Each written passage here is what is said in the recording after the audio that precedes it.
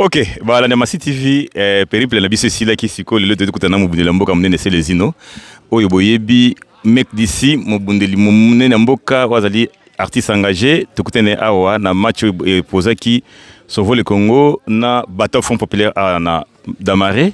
Totuna mituna impression na epe makambo belezo le kamaka mboka, totunité mikolo bele tukutani ta tosala émission te bele totuna mbote ni les ino. Mbote ndeko nanga Papi Kawaya boni santé malade te kimezali ngo yope Massi TV tozomona rage so bolingi Massi TV yango ne top na mama mboka kutu ngala na wana episode kamo pona na visiteur trop Massi TV bon na 4 petits par mois te pardon na silisa zela aussi ça na zela okobosa na tela kata ote zela en tout cas balenda Massi TV tokopesa c'est les ino biso to no rabatu banana bakufite tokopesa merci à contribuer ming pour la télévision na bino oyo en tout cas sali ming le se komi boye pandé sango komi mokilimo bimba ba BBC Afrique ba commence ba émission na biso tout ça ba grâce na bango ba Tchaki Pierre na difficile yango bomoni Massi TV matibo et puis to bosante kulut na biso pe Mugabe wa Tchaki pe liboko na poche pour na soutenir Massi TV merci na yo na petit na biso les juges na Katia Montpellier. OK ndiko continue ngawo na bandago ona ngana bandana na lokole kendene net moi gauche droite okata ingai donc ngape na profiter na pesa mbote na kulutu Mugabe et puis les justiciers les juges na Montpellier voilà. Donc so tonto zonga revenu no ano muto na kolobake moni Massi TV bandeko bolanda Massi TV trop parce que Massi TV ezali chaîne oyo ya PDG yemoko directeur président délégué Papi Kawaya parce que azaki na ba ambition na ba vision ebele pour a implanter structure oyo pour biso bayi politique oyo ba bonne qualité to le kara awa donc ta bazo ba bonne qualité bozo mona bata PPRD bozo mona bata Bataillon Front Populaire bozo mona bata ASP alerte de salut pour le peuple bozo mona biso bata AFC M23 bozo mona bata Sauvons le Congo bozo mona bata ya MRC des mouvements radical président Franck Diongo qui est pour slogan quand le peuple s'élève le Congo se libère.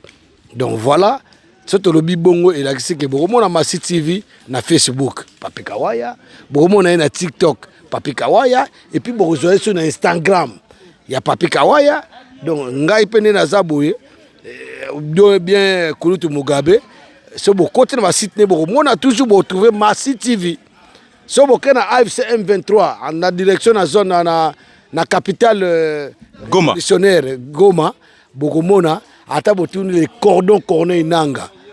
Ouais, et puis si vous tournez le président Jean-Marie Runiga, oh ya outi kozala honoré. Comment merci. Parce que moi, je me qualifie toujours, je suis petit Runiga. Comprenez? Si vous tournez le général Makenga, à expliquer bino, c'est les inoyés qui sont Massi TV. Bon, tourne le général Gatcheri, bien tourne le général Biamungu, à expliquer bien colonel Nzenze, bien colonel Wilingo, on appelle c'est mbote place à Zali. Vous comprenez? Donc, Massi TV faisait leur mot à fierté dans les Congolais. Et puis, Massi TV a été que à Kaboul a raté, à Kenda Kokota, Bissika, ne se taille Makamamboka, à Kenda Kokota, pour Yeba, ambition ya Ike, na Ike, Moussou Zandengenin. Donc, Bino Batobongabo qualifié Moutuna Bino, Taza Moutamoutoutou. Moutuna Bino, Biso Congo, nous sommes des Congolais, nous allons rester un et indivisibles. Le Congo sera jamais balkanisé. Comme le discours de l'autre côté, ils disent que non, les agents de balkanisation, je crois que c'est les membres de l'Union sacrée. Parce que c'est eux qui veulent pas dialoguer, c'est eux qui ils demandent le dialogue, après ils sont en train de vous raffiler par-ci par-là, pour n'avoir même la distraction, mais de vouloir ou pas. Qui plaît vous qui neige, mais c'est ce qu'il doit partir. Mais c'est ce qu'il doit partir. Tout ce qu'on a mis tout là. Boni kala to bazo bengo petit Runiga. Comment on a zoka consulter to komi wapi? Ngaba benga toujours petit Runiga et puis je resterai plus longtemps que possible. Parce que mon mentor, parce que le président Jean-Marie Runiga, l'apôtre, azam Mosali Nzambe ya solo. Mosali Nzambe obiso toujours qualifié lelo, toujours comme mentor na biso. Même si on tourne na kata AFC Mbababi kaza doyen. Aza doyen. Donc na zawana te pona kumisa kaka président Jean-Marie Runiga. Na zawana pona kumisa ba autorité na biso nyoso. le cordon corné Inanga, le général Sultan Makenga, Freddy Kaniki, les vice-présidents adjoints, les cordons Berthe Bissimwa. Et puis, je suis là aussi pour Yemoko Kikaya Bin Karoubi. Nazawana pona via André Kimbuta, nazawana pona mutu nyonso ya lingi changement ya Congo. Nazawana pona ba Laurence Kanyuku, nazawana pona ba Prince Bedi, nazawana pona ba donc nazawana pona mutu tout en fait. Nazawana pona bataillon Front Populaire. Nazawana pona MRC. Donc nazawana pona batu tout. Vous comprenez? Nazali porte-parole officiel, communicateur officiel de l'AFC Bar M23, en même temps, bâton Front Populaire, respect, en même temps, tous en a PPRD, en même temps, tous en a Raïs. Non, moi, je mingi mingi, Raïs. Mingi mingi, Raïs. Vous comprenez? Très bien. Donc, nous avons un peuple tout entier, tout un peuple et toute une nation. Donc, le jour où l'autre, oh, bah, on a besoin de l'autre côté. Bah, on a besoin de l'autre côté. Mais si tu as une vengeance, tu as besoin de réunir les Congolais. Mu Congo, mu Luba, mu Swahili, mu Ngala. Il faut tout sangana. Oh, ya lingi na ye makambo ya magui, ya lingi na ye makambo ba ya ba guet-apens, ya lingi na ye makambo ba mafio. Bisotali bisote, nous allons réformer les Congo nouveaux. Donc on a un devoir à faire au peuple. Et en plus, tout au bout, c'est les droits. Et on va restructurer la loi. Parce que Moutazaro décide de la loi à Zate. Biso tout on a c'est la loi.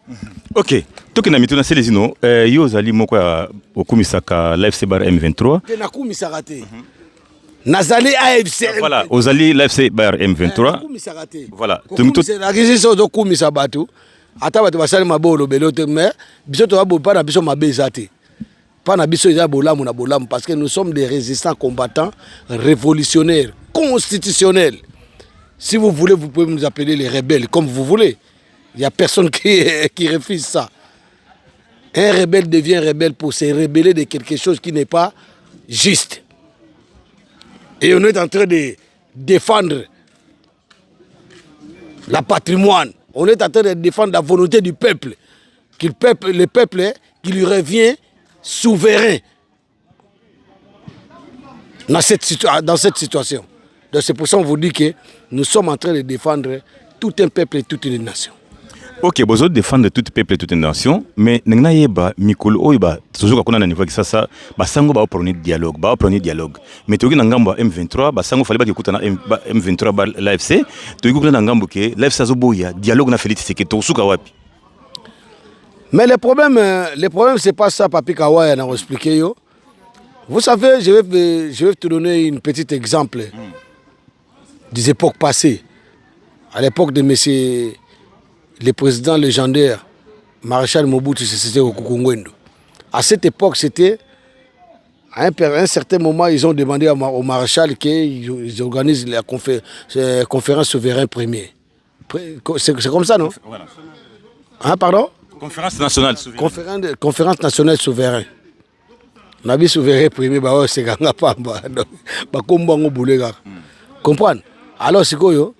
Et comment il y a tellement boyé, le président Mobutu a fait fait vert. Est-ce que na messe wana na peut-être ba motion en tant que président, mon président Mobutu yemo wana. Il y a qui président, il y a qui Mosengo. Il y a qui Monseigneur Mosengo, non? Mais comment toi tu demandes de dialogue aux gens? Tu veux que toi-même tu présides ce dialogue. C'est pas une conférence, c'est pas une conférence de presse, il y a union sacrée, il y a UDPS. Nous, si toi tu nous présides, qu'est-ce qu'on doit parler? Et ce monde c'est pour ça que non. Les dialogues, c'est pas commencé aujourd'hui. On a eu les dialogues de Doha, les dialogues de Qatar, les dialogues de par-ci par-là. Hassan City, qu'est-ce qui est changé? Et puis les mecs, il faut savoir que le président de la République démocratique de Kinshasa, qui est pour M. Félix Tshisekedi Tshilombo, c'est un menteur, c'est un arnaqueur, c'est un escroc, C'est un bipolaire. Vous le savez tout. Est-ce que ma promesse après ça, bino ba Congolais, bino tout. À ça, ça l'y a tamoko. À ça, la rénovation. Il y a Banzela. Il n'a pas créé l'emploi. Il n'a pas créé l'autoroute que Zamba yango bakati yango penda yé babi ke yem dasali yango non. Babilo quand on yango banda kana kin ba makada mebe ba chinois ba yeka ba bambi ka après si mamiko bambu le beti e kobuka nango. Et là on ni bozo ba ya sali. Menteur le rôle Félix Tshisekedi. Vous comprenez? Alors ce to zongi sima. Boy bisanga peuple congolais est-ce que bozo na misu bozo mona to bozo mona te. Bino musana bino kako Rwanda azo menacer biso Rwanda petit pays te comprendre raté. Mais si vous êtes pas en train de comprendre de comprendre des choses, mais demandez à votre président de la République démocratique de Kinshasa qui est pour M. Félix Tshisekedi yem dazoko sabino. Banda Rwanda menacer biso so Rwanda menacer biso ya solo. Rwanda le un petit pays. Est-ce que tu peux munduki mo lele na Rwanda? Bien batu bakufi na Rwanda. Rien du tout. Batu bakufa ka para biso. Mais ce que azokosa nani? Ce que biso AFC bar M23 souvent le Congo PPRD, MRC, tous ces partis politiques là qui sont pour le changement, tu comprends déjà que Moutoundé a le kuta. Biso akosa biso ta kosa kaka bino. Les preuves en est bomoni c'est 64. Nde babaratine bango. Les bazo benga sous peuple ba kene soki le 15 août c'est quoi baba ba kena marche. Bata bazo kufa pour rien. Bozana minduki te. Bo Félix Tshisekedi langage neza munduki. Faut armer, le roi yaya na ba armer, abeta ba armer. Biso pas faire la arme. Donc arme plus arme ça fait bombe. Ça fait boum. Il a peur de ça. Tu vois pas qu'il est en train de baratiner les gens là de C64. Barobima na marche pacifique, pacifiquement par là, bazo bima balo baba yemba. Balo bake ba lingi ba démission na yo. Mais rotina ba sati baba, bete ba sati ba to ba kufa ki dernièrement oyebi. Ba to ba kufa na prison makala oyebi. Ba to ba kufa na ba beach par-ci par-là, na ba matadi kibala, ba to ba singezo. Mais oyebi mboko ni ezala bongo. Donc muta bongo ba tika ye. À cause de 450 tennis au Congo. Un petit groupuscule comme ça, il y a des IDPS, des talibans. Parce que tout le monde parce que mais surtout des IDPS. Au Bazali, il y a des talibans. Talibani, ils ont des Bangala, na Congo, inconscient bazawana. C'est ça que moi je les appelle que Bino Bangala, Batabandundu, Banani, Baswahili, Bozana Kati ya Talibani, Bozana Kati ya esclavagisme ya Baluba inconscient. Ok, voilà. Talibani, Union Sabikolo, derrière Félix Tshisekedi, Bazaba. Supplétif. Ok, tout le monde a allé les ino, mec d'ici, pour aller quand même, mon bon nom Namboka. Tout le monde n'y mikolo tout les cas, réseaux sociaux n'abissent Indaki, maman abissou Denise Nyakiro, allez moi c'est mon konzamboka, fingier, pas TikToker, et puis mouya yana qui ça sabi azo kata, pardon, bossembe na qui ça sabi azo kata réseaux sociaux, parce que ma finga réseaux sociaux zo bebsa ma batu, et puis ba kobiti na niveau qui finga moi c'est mon konzamboka. Et puis bino ana poto bo saleta manifestation mon côté, bo telemité, bo tiki bongo, nous makanisi na yo, négocier les ino lobini pour na likambo. Moi c'est Mokonzamboka. Ndeko aussi si question te. Mais si c'est moi ça Mokonzamboka, c'est un anti-valeur. Banda la première république. Si bango bakomia bazu pouvoir par cop. Bazu pouvoir par président Joël Kabila bige par cop.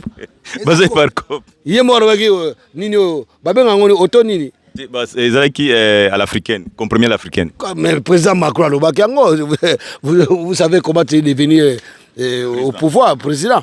Donc, à la compromis à l'africaine. Vous comprenez?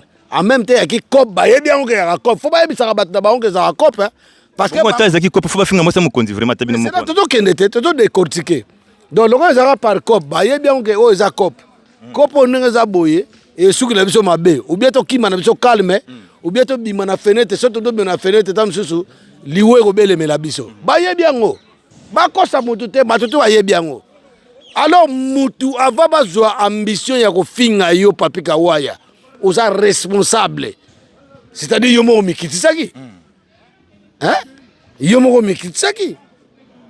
Yo tinda wambo pa batu musu ba sécurité ba fingi yo. Ça, c'est des faux débats, ça, c'est des causeries banales. Moi, je ne peux pas me pencher sur ça. Et là, bah, bilan, moi, bah, basse classe. Vous savez comment tu es devenu président? C'est Comprendre? Basse classe, donc nous sommes là en train de quoi là? De défendre pour la République. Nous ne sommes pas en train de défendre des réseaux sociaux ou anti-valeurs. Vous comprenez ce que je veux dire?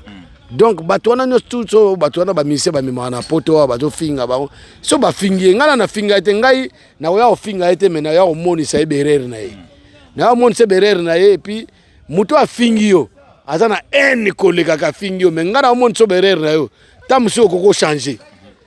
Et ça première fois tout le monde ba maman ba Sandra Modimbo ba lobango ba Denis Dishoshwa ba lobango ke ba audio bima o mobali nanga kuta tele makasusu te bona utalango ya kamba liboso siko bango so bazo mona na motema pasi ta bango ba finga mama Olive oh bona boye bazo finga mama Olive bazo finga le président Corneille Nanga bazo finga na ba biso ko finga batutu ba mona ngo te ba moniere o wana mususu wana ba fisi mukoko wana angako kufa batika e muta sauver mama Olive ma finga aneti lelo et c'est yo mama Olive ayo réclamer na TV oyo anga c'est les îles bien le président donc ngako nde na zabo na yaka parce que boko finga ba konzi na ngate so fingi kone nanga na ko yela yo so fingi bisimu bien makenga na ko yela fingi Jean-Marie Runiga na ko yela yo ofingi ba mama Mireille wana ofingi ba président Rex Kazadi ofingi ba Zoro Bile ofingi ba Frank Diongo ba Vienanga José Makila ofingi ba Henri Mova na oyela bino comprendre mais bango wana tina makambo te mais eza soni komona les autorités des institutions ba chef institution ba chef de l'état bozo ke pesa mbongo pa bato moko ba fingila bino bato. Mais on a besoin d'un orchestre, on a besoin d'un groupe théâtral, on a besoin d'un sketch, on a besoin d'une comédie. Donc, la valeur, c'est pour ça que la République est dans la la République est dans la rue. Donc, vous faites sortir les institutions de la République dans la rue chez les individus. C'est les indigènes. Hein? Bobimi, c'est pas homo sapiens. Ba homo sapiens zo laksambo na TV ba pesi batu boto tsolo la tete mona na te mazana capacité o ba ya citer comme non facilement ozo pan mengai conseil na opesa ba onka ke tango ebelemi balinga babima na fenêtre ke na porte po biso tozoya tozoko ya pe tokozala wana za mokano nzambe biso to akota nzambe bango ne mba akota dokuta kota satana voilà. Ok, merci. Wana lobi ki no ba makamono kota ngote yo montrer bango ka kota ngo na kota diplomatiquement na kacha diplomatie na kota yango poza mboka na ngai eko koma rabaisser tetina na niveau wana bobi matina barabana ba musicien misa memba bato mo na poto pa ba fingila ke bato bino be bokoti na na kata ya fulu wana. Et on a biloko belé photo ça dans beaucoup de institutions, création d'emplois, rangée sociale, hôpitaux, donc en grosso modo quoi.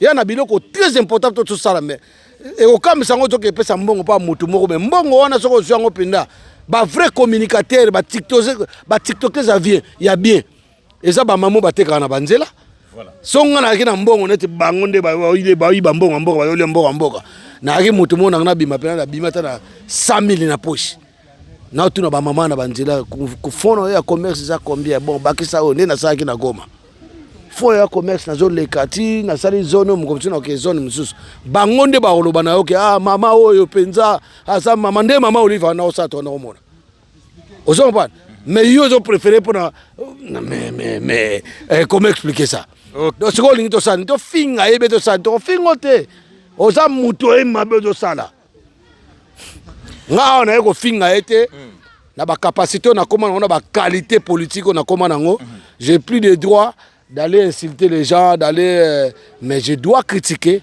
je dois dénoncer tout ce qui est du mal qui se passe dans notre pays vous comprenez mais quand ça te que so finga on a commentaire à Facebook na kozong c'est là yo so finga maman na yo prozo quelle mère.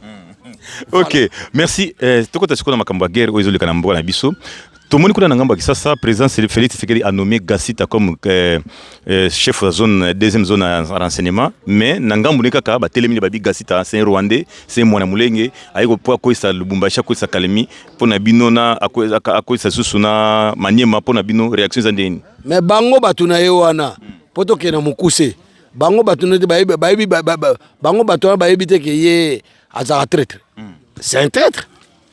Baïbi que Félix Tshisekedi, c'est un traître. Et là, on y va te comprendre. So yo yebi kena Rwanda de sala biso bongo Kagame o mutu banoma za Rwanda. Bo siko so woni ka ngoza na dutu bato ba dute pone yo che. Yo kita batu wana nde bazoba na ye wana bayokela ka ye. Baye bakaza bipolaire. Ata siko bakosa ka bango atikela bango yombo. Ozo mpana bango nde baye po nde atika Gassita. Bon général mo ya muluba pa ko za te wa ko cha tant que tribaliste. Yo wana comme le tribalisme. Mais kasi bango ba tribalisme, népotisme écoute zali. Bon mais nini séparatisme écoute zali. Bon bango na bango ba déclarer nini. Mais surtout tellement le séparatisme maintenant népotisme yo bango siko ba komi siko na nini bango ne ba séparatiste o tele melango mais bango ba yebi ba réclamer ezani ba ringa chande ko na bango. Mais yes po ni mutu na bango to ka chande ko na bango te atie soit déjà bango bazo remarquer que c'est Rwandais. Aux hommes entre moi, aux hommes sur donc ils sont à la fin. Oh, bazo ça, on a ça bataille des pèses, union sacrée. Félix Tshisekedi na bande na yeba ba copain na yeba mi binyo tout. Comme ne ba benga ba les 45 volets. Aux hommes pas. Nde baza wana ba yebi ke ba komi na suka. Po yo ba pesa ki na malembe na cop. Makile tangite muta kufite. Parce que yo tango salo comique non voilà nga fona pesa na ça après troisième. Tant ba changement de constitution dans le Kouta. Mais nous ba pesa na cop mais en 2023 ya lo ba pe ba voter qui ndiko nga silezino. 2023 voter qui. Est-ce que yo za na mboko ndeto fana na mboko. Élection. Et ça là combien de jours? Journée moka que sili de 7h à 18h. Bon bino élection sali 2 semaines. Wana bozo ba ne bazu na ndenge. Yebisanga ba ponyo na ndenge nini? Peuple a voté le même peuple a voté le même peuple pas réclamer Tshilombo fakende baga okosa bino o peuple bona faut baloba baluba taliban biso ba union sexualité baloba peuple congolais te pour peuple congolais zo mona pasi peuple congolais zo souffrir de 10 degrés dans la prison à ciel ouvert azana musala te maye za la te électricité za la te rien ne marche comprendre na ngambo ya Kinshasa parce que biso mona ngambo ya Goma kuna président Corneille n'a l'accès bien de tout ça des espaces verts. Comment on a? Tout ça espace vert au Monipe, Ndenge, autorité de AFC M23, Ndenge sali inauguration ya grand centre électrique pour Moniango. Alors yebisan kuna siko basali ni. Bako sa nanzela ya kobamba. Ozo mpa ndeko na ngai bayeba ke mutazo kosa bango za mukonzi na bango ya lokuta parce que ya zaki shekule. Il y a des babeta à chèque, il y a des magouilles tout, voilà. Ok, bon, toi comme appelle tout justement na nino actualité troisième sujet au bout de aborder siko na Goma, tout le monde qui dernièrement camarade de Corneille Nanga a été inauguré centre électrique et puis na banzela pese coup d'envoi baton banzela. Mais discours moko etikinga na habité pression sur l'anda qui a le beling attend à lancer. Alo voiri wana alobi nini ki alobi tango oyo guerre s'il te comme na temps de développement il a xini message wana. Te bino vous comprenez bien te. Le président Corneille Nanga, le cordon le bagike, na zone où c'est au Bundi déjà.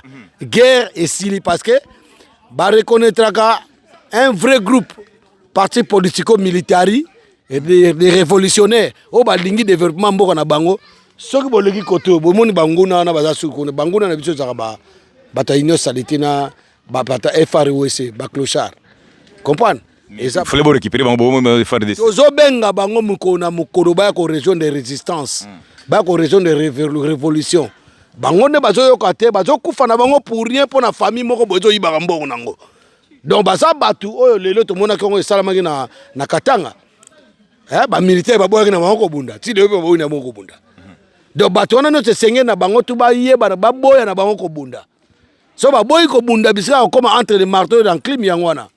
Alors sikoyo biso so vous comprenez que discours ya président Corneille Nanga te et ça qui discours moi loba na bino ke na ba zone biso to libérer guerre sili to bandi misala ngo ya no mona donc so boleki na mboka moko mboka neza calme borenovango boleki ndenge wana nde développement esalamaka na mboka développement esalamaka na mboka te ke voilà bozozela mboka nyonso tout mpo bokoka te biso tozoleka totiki propre tozoleka salongo totiki tozoleka tosali grand centre hydroélectrique toleki tosali espace vert tozoleka tosala banzela bozomona yango mais biso kutu bobenga zo barebele biso barebele tosala ebongo bino mutu bozolia mbongo mboka baminere nyonso to bakare miniere no tutu ya bino bozosalani voilà faut comprendre le discours. Ok. Bolani bino mo le moka c'est les zino mais c'est les intéressants pena question sobi ke bino bulilo ni bo sala mais biso peto moni awa ba baptiser o bano bazaki bakuluna bakangaki bango na kati ya kisasa bakendaki kanya makasese na général Kasongo Kabwik pour le mato moni babengi bango bango so bazongo na kisasa kuna bazo bongisa banzela bazo bong même kuna pana bino na njili na masina babuki ba mama bateka na balabala nzele komi propre yo zo bato sele lokote papa omoni pona osala likama malamu batinda yango mutezaka volonté moto comprendre mbongo ya malamu ebongi na mosala ozo comprendre alors bato bazaki bakuluna boza déjà soit déjà na ba policier au bito to mona na ba réseaux sociaux par-ci par-là tozo mona comportement bango vis-à-vis ya peuple mais baza pe bakuluna ba oboto to mbongo tracasserie et tout mais les mêmes bato wana bazolanda so bakuluna mais bino bakuluna bokangaki misa muso ezate ya opesa bango tant to ba salongo na Goma bana ba sango c'est la population et là on est zangi ba sa population na Kinshasa non chaque samedi to sala salongo et là on est faut que so ba kuluna oui pourquoi bakuluna na bakoma bakuluna pour une mauvaise gestion ya mboka les mauvaises autorités. Alors bobeng bakuluna wana bokanisi sikonde botindaki bango ba changer mentalité so bolate bo pese bango munduki yo bato ba sala nzela yo pese bango munduki service national mais non mon frère ça c'est le contraire des choses il y a ba illusion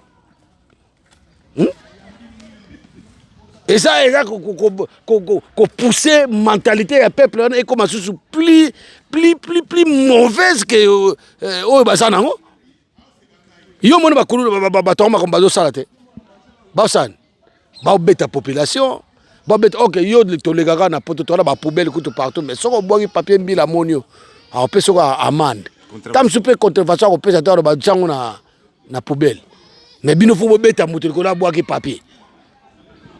Nous sommes de quel pays là? C'est quel gène on est en train de vivre? Makambo zomona ya dini bakoko pesa ngo population ndenge na Goma basalaka. Et comment déjà loi ezala mitwa mutino surtout la mungi na tongo de 6h à 11h ezali salon. Bako salon na kin. Mais ba yebi ke kin avec nzala na makambo belé bato bala misala te ba olinga na bango te. Donc c'est ça que je vous dis à la fin.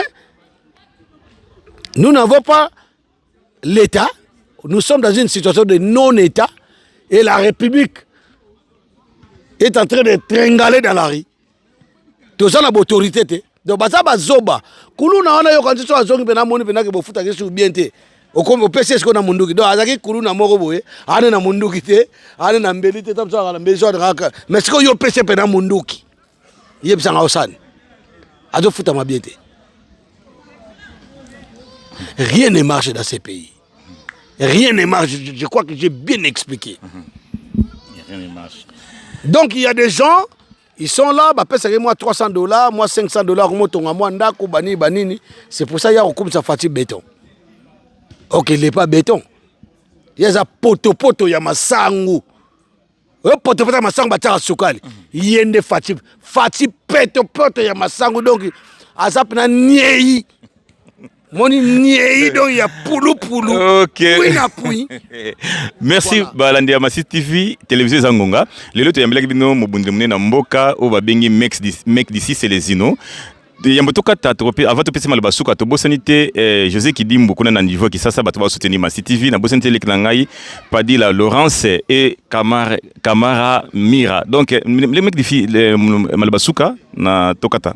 En tout cas, Maloba Souka, merci vraiment. Tu vois qu'il y a activité moko sportif lelo ezalaki awa ya bandeko na biso ya PPRD na bataillon fort populaire bandongo wana ki na compte to faut tosala pe moi ba sport pour tumbo tozobunda eza facilité eza évident donc faut tosala pe moi ba sport ata ya koki mambango ba football donc ba bengisa biso tout malgré tout quoi ngekoi na musika mais voilà timba déjà ba puissance à miso moi comprendre donc voilà pour biso to bimara boye pe to limwa alors siko nde to zaboye na ndenga bien na féliciter bataillon fort populaire gagné PPRD 3-0 3-0 c'est 3D 3D bon c'est quand même les apena attends la goma pe lelo na mona ndeko na papa wa kanja na pesi mbote honorable Daniel Safu et na pesi les cordons corona inanga na pesi mbote maman Esther la prophétesse na pesi mbote maman Lando merci na bapona ba aide bo edengai na yo remarquer que à part famille nga biologique vraie famille nga penda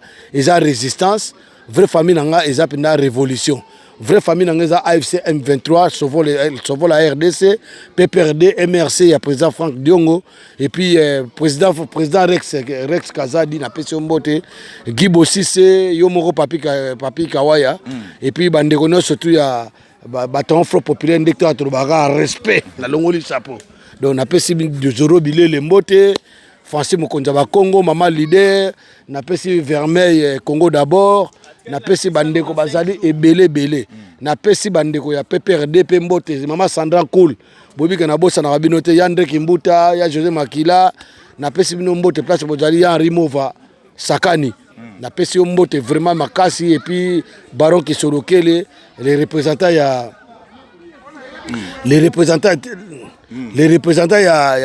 PPRD awa na France donc na pesi ya Sarcel mbote bateau bozo bungana na makani si bo bungana toujours mais la fin nous donnera la résolution bientôt les preuves sur la table bientôt la vérité ça va se dévoiler et boye bango que Félix Tshisekedi degré ou de force changement de constitution pour tika la pe ko changer ngote loi référendum wana ki ne mai to kanga bino na maboko et puis bino ba 704 droit tamsu do comprendre mambo sala te biso to ba bandeko na biso to kanga bino te to sala bino boya nde ko se rallier à ce moment je vous appelle encore pour une fois président le porte-parole général international il y a Laurence Kanyuku ko tanga kiango